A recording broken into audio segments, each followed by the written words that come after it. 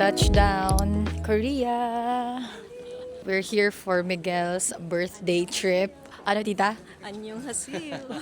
Prenactice ni tita yan. So para maiba naman, since pang ilang Korean na natin to, magbubusan tayo for this trip. First time naming lahat magbubusan. So that's our agenda for this trip.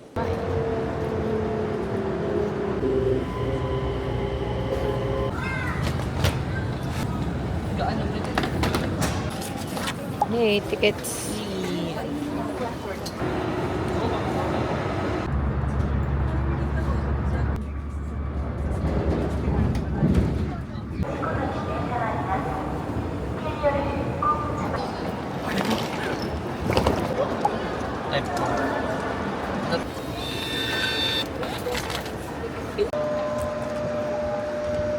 Finally, we are on our way to Busan. Train to Busan. So, I suggest guys, book your tickets early kasi punuan yung mga train. Yung pabalik namin, ibabook na namin ng mas maaga para hindi na siya hassle. After 3 hours, we are finally here in Busan. So, yung Airbnb namin, may pa-free pick up siya dito sa train station. So, inaantay lang namin yung driver. The Airbnb is 20 minutes away from the Busan station. We are finally here at the Airbnb and we're going to do a quick room tour. Actually guys, super late na namin nabook tong Airbnb na to kasi late lumabas yung mga visa nila. Ano na lang no Bob, 3 days before the flight. Ito na lang yung best na nahanap namin na Airbnb. Okay naman, spacious. 3rd floor siya though and walang elevator. Pero kayang-kaya naman. Nakaya naman nila tito and tita na umakyat dito. Dadating din yung sister ni Miguel tomorrow. So, this Airbnb is good for 5 people. Upon entering dito sa left side is yung parang dining area. Ayan. Meron ding couch dito. Iisa lang yung CR natin. Spacious naman siya. And of course, complete with shampoo, conditioner, and body wash. Ito yung ating sala. So, mapapansin nyo walang TV. Actually, merong projector. Ayan siya. Hindi ko siya ma-figure out. This is the kitchen. Super nice. May microwave, may refrigerator. Ito yung room namin ni Miguel for 2 people. 2 yung unan per person. Super plus yan for me. Room nila Tito, Tita, and Ate Als. And 2 queen bed. We're off to eat dinner. Malapit lang to, walking distance. Parang 500 meters away. Most na sikat na kainan is super packed because it's a Sunday today. So, yung 2 Korean barbecue place na pinuntahan namin na sobrang ganda ng reviews. Pang 19 kami, so hindi na kami makapag-antay. Nakita namin to, malapit lang. And next na kami sa line, so dito na lang kami kakain. Okay rin naman yung reviews niya. I'll try to put the link na lang ng kanyang location sa description box. Dito pala napunta sa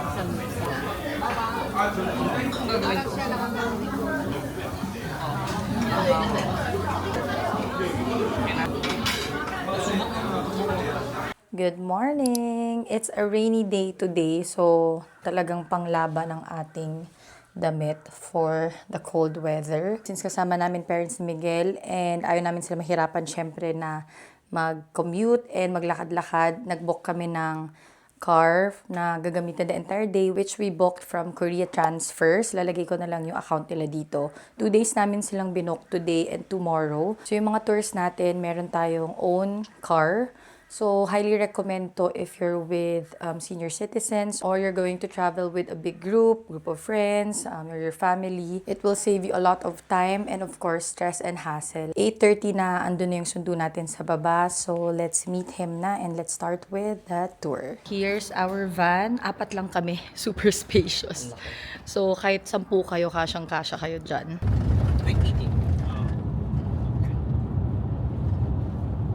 It's raining and it's cold. And dito na tayo sa Hedong yung Gungza. This is the first location that we're going to explore. Very famous tourist spot here in Busan. Sabi nung ating tour guide na si Scott, it's usually very, very crowded. But today, parang hindi kasi nga it's raining.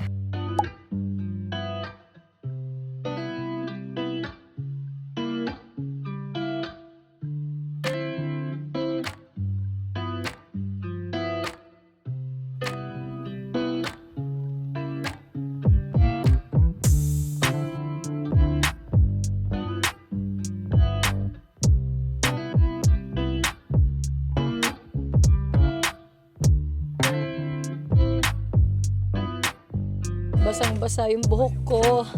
Ang lakas ng ulan. Sobrang lakas ng hangin. Nasira yung mga payong namin. We're having early lunch kasi hindi namin kaya yung weather sa labas. Scott recommended clam soup. Ayan, meron din silang flounder fish. May abalone din. And of course, marami tayong mga side dish dito. Favorite ni tita. Tsaka yung radish, tita, oh. Oo nga. Wow. Wow.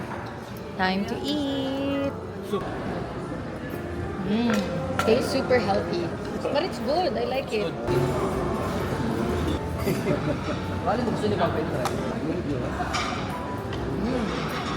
So since it's raining, our tour guide recommended na puntahan na lang namin to. It's called Busan X in the Sky. We have our tickets. We paid 18,000 won since we have a tour guide.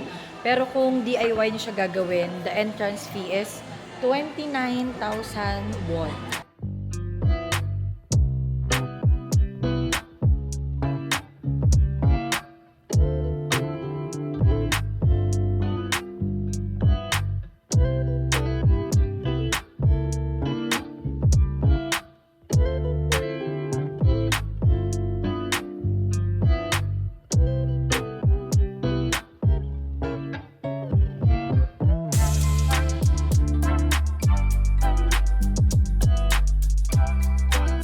May ref magnet sila for the entire map. So, napabili ako syempre.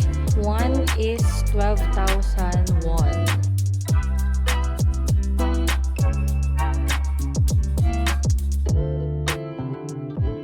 We are here at BB Bidang Cafe. It's a traditional cafe with traditional tea.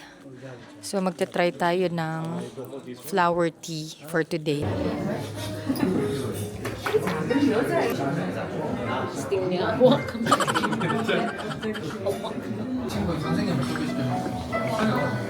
So we're going to have dinner. Andito na si Ate Ayos. We're going to eat samgyetang as requested by Miguel. Ito siya. Ito yung price. And of course, may mga side dish tayo. Let's eat! Parang alos kaldo pala ito. Wala. Parang ganun. Pero dapat ito patis. Kung nyo lagyan patis pa healthy. Oo. Sarap pala. Happy birthday! Thank you. It's my 29th birthday. 25th. Joke lang. 31 na si Miguel. We have a tour again today. It's gonna start at 9 a.m. We have 30 minutes left to prepare. Finally, tumigil na yung ulan. Nasa weather app naman na hindi na daw uulan for the rest of our trip. So, buti na lang. So, we'll try to go back sa mga hindi namin napuntahan yesterday. Hopefully, open na sila today. Another day, another tour with Korea Transfers. Ito yung van natin.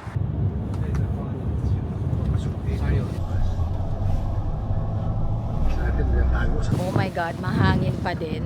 But our first stop is Haeundae Beach. Pero magti-train tayo. Andito tayo sa Songjong Station para ma-experience natin yung beach train nila dito sa Busan. So we bought tickets to the train. It's only 8,000 won. Meron ding option guys kung gusto nyo ito. Sky capsule naman siya. Oo. Pero okay na sa amin tong beach train. Kasi ito, magiging separate kami. Kasi max for 4 lang siya. Lima kami. Mag-train na lang So, tayo. nakasama kami. Mura pa. Yes. Ito yung beach train. Yung sa taas yung sky capsule. So, mas maliliit siya.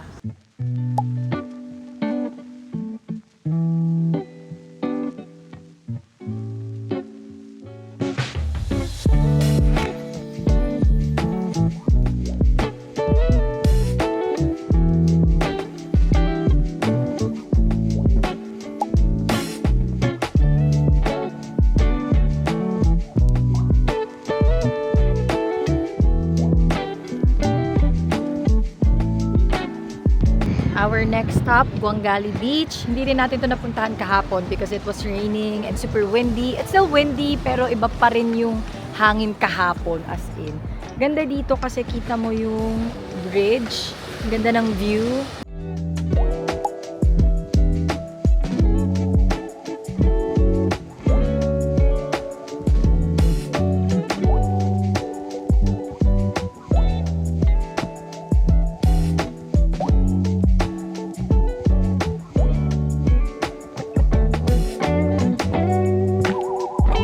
going to have our lunch here. Nirecommend to ng aming tour guide. We're going to eat seafood soup. Wow! 70,000 lang to.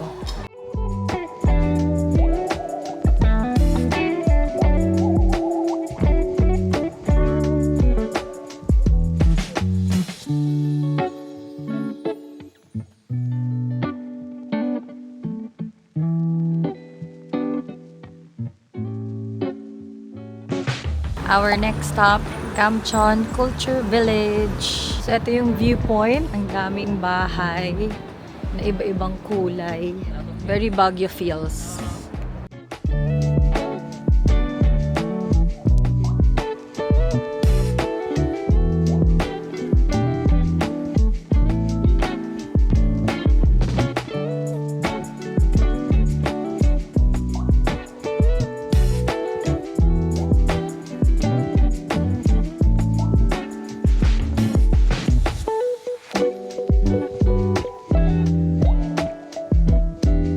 Our next stop is BIFF Square. VFF. Dapat mag-Jalgachi Market kami, pero unfortunately, closed. Twice a month lang siya nagko-close, as nasakto pa today. Pero okay lang kasi sila Miguel, they don't eat raw fish. Kasi ang ano naman dun is, kung mahilig kayo sa sashimi, ganyan. Ibig sabihin ng BIFF, Busan International Film Festival. Super big deal guys, ang film industry dito sa Busan. Mga stores, you can shop and eat here.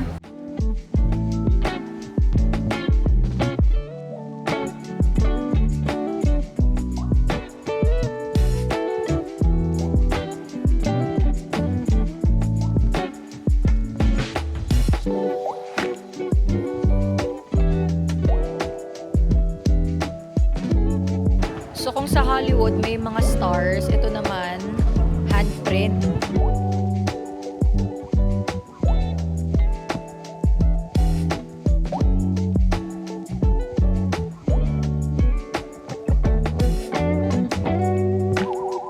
Ito favorite kong bilhin pag nasa Korea. Sobrang mura ng medyas nila.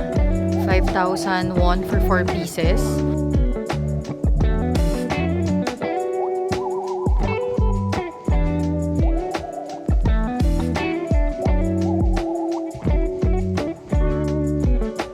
Finally, meron kaming reservation na dito sa restaurant na to na highly rated. Miguel's birthday dinner.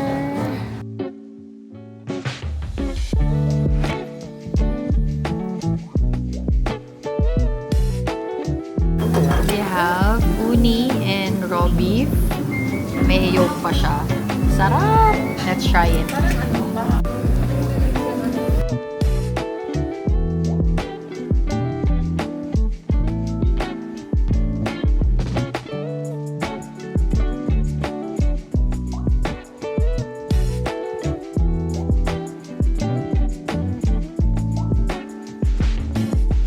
Happy birthday, happy birthday, happy birthday to you.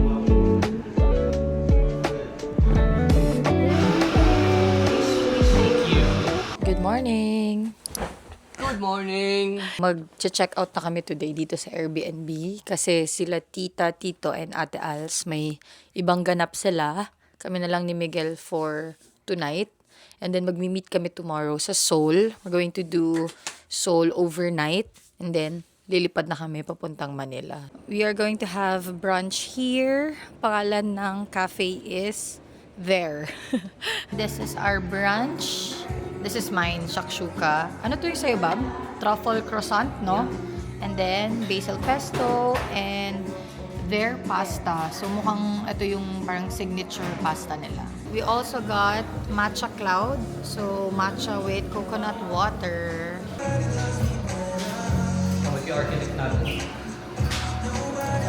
Masarap siya but a bit too sweet and kulang sa matcha taste for me. Pero pwede na. Ayan pala siya. Medyo maanghang. Where did you suka? Off to our next accommodation. Walking distance lang siya from our last Airbnb. Kaming dalawa na lang ni Miguel. Okay, we're here. Gemstay. Since maaga pa, so mag-iwan na lang muna kami ng luggage. 4 p.m. pa yung check-in, guys. Okay, itong nabook namin. Sa baba niya, merong E-Mart, convenience store. And by the way, mura ang taxi or Uber dito. So, hindi na kami magte-train. Mag-Uber na lang kami dun sa next destination namin. Or Yukdo Sunrise Park. Pero hindi namin kayang gumising ng sunrise. So, ngayon na lang kami. Eto siya, dulong-dulo na.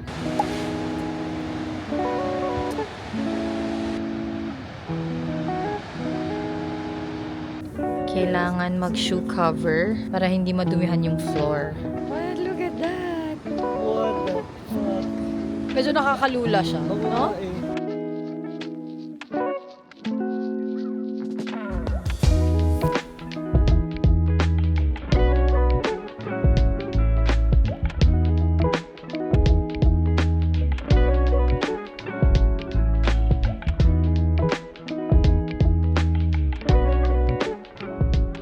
Our next stop is Shinsegae kasi pupunta tayo sa Spaland. So, itong Jimjilbang na to is inside a huge mall. So, this is the mall. Pwede na rin kayong mag-shopping bago kayo mag-Jimjilbang or after kung anumang trip nyo. Dito na tayo sa food hall nila, dito sa Shinsegae Department Store. Dito tayo sa basement 1, no? Yes, and we're gonna eat hot pot. This is our shabu-shabu set. 15,000 won siya. Kompleto na. And merong noodles or pwede ring rice. Ang daming pogi. Oh my God. Nahalo to, di ba? Pwede yan.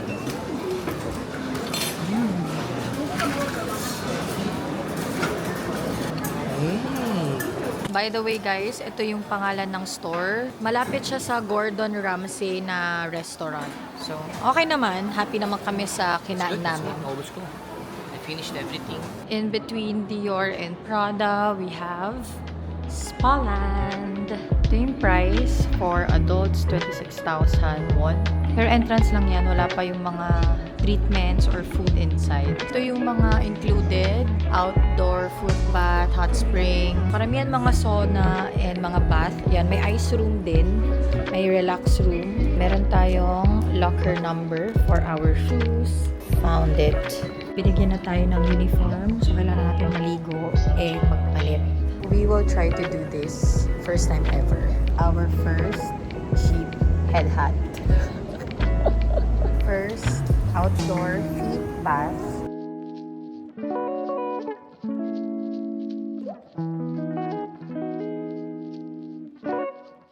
Try namin to, charcoal room, but bawal mag-phone. So we're gonna leave our phones here. Meron din silang ganito, body sound room and sev room, pero parang wala namang ganap sa loob. And 32 degrees lang siya. Ito naman is ice room, 9.8 degrees. Maraming mga relaxing area here. So let's see, saan tayo pwedeng pumunta.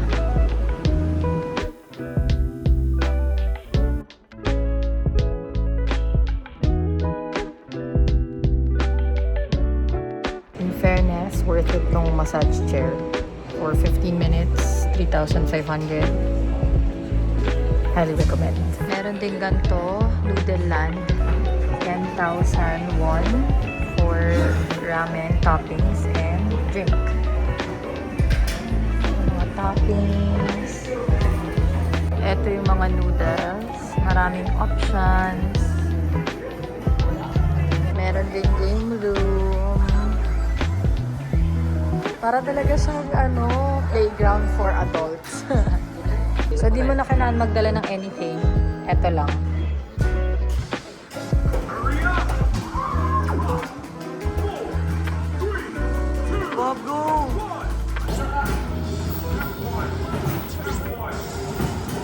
We're done with our Spaland. It was relaxing.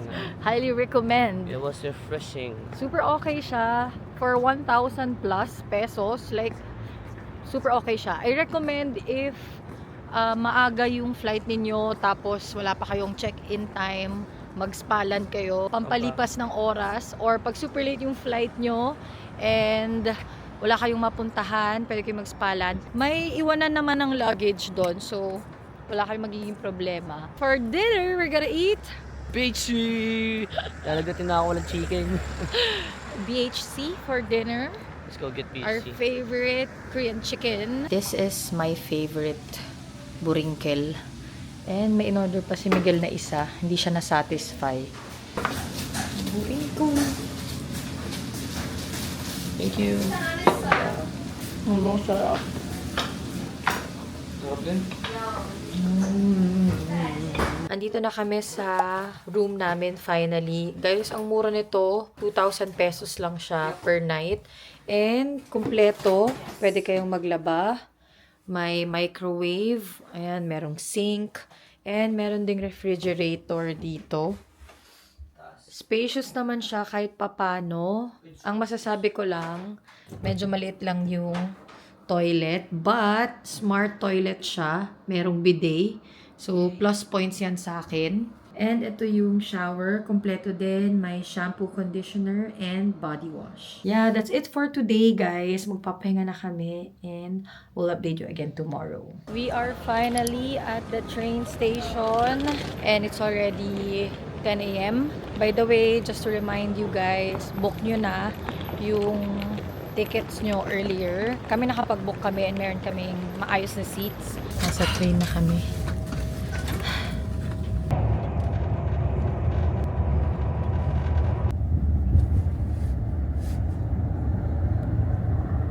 Nasa train na kami papunta sa airport. Hindi na ako nag-vlog kahapon kasi we did the usual things naman sa Seoul. Na-vlog ko na before, which is yung Bukgong Palace. Nag-handbook kami.